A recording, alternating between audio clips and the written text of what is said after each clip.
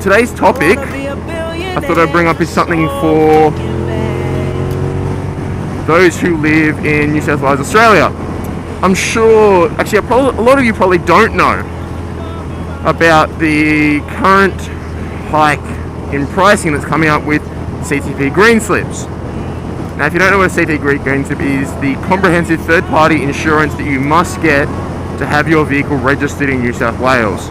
If your vehicle does not have CTP third-party, you cannot have your vehicle registered. It will not be registerable. Bleh.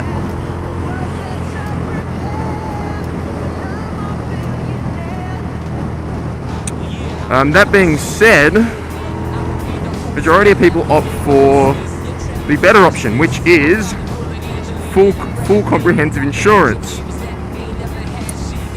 That's obviously what I've got. Being a much more bigger and expensive bike, I try and protect it as much as possible.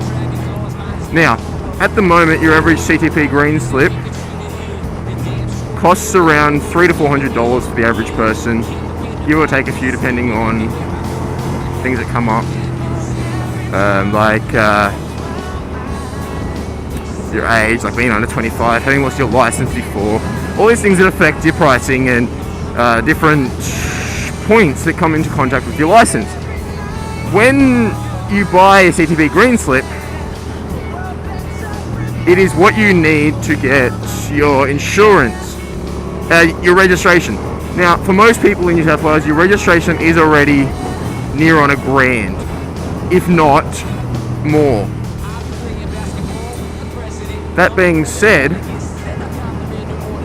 $1,000 just for the registration. When you start to put in the fact that you need CTP greenslip, which is another $300 to $400, you're looking at about $1,400 a year for registration, at minimum. Now, the current hike that they're trying to put in it is saying that they're trying to make it so that insurance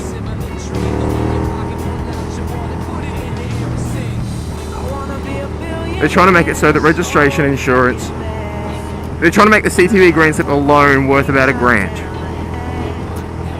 This will make registration impossible. It'll make it $2,000 a year for some people. It'll make it impossible for some people. Like, some people buy, I understand you buy a $60,000 car and you go, oh, I got a $60,000 car, $2,000 a year on registration isn't that bad. Because in 30 years it'll be equal to the same. But when you think about it, what about those who have a $2,000 car or a $2,000 motorcycle? The fact that then majority of people are under 25, so then you can almost double that majority for them. So for these people, like me, if I didn't have the money, it'd be like, even now I currently don't have that much money, so it's going to be a bit of a hike for me as well. Though I'm still probably going to stick to my full comprehensive because it is better off, so I get more out of it.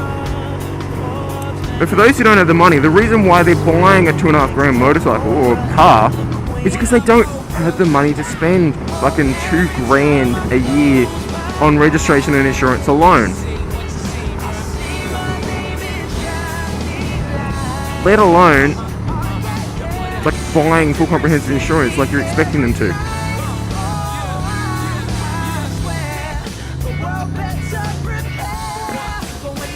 I'll catch up pretty quickly.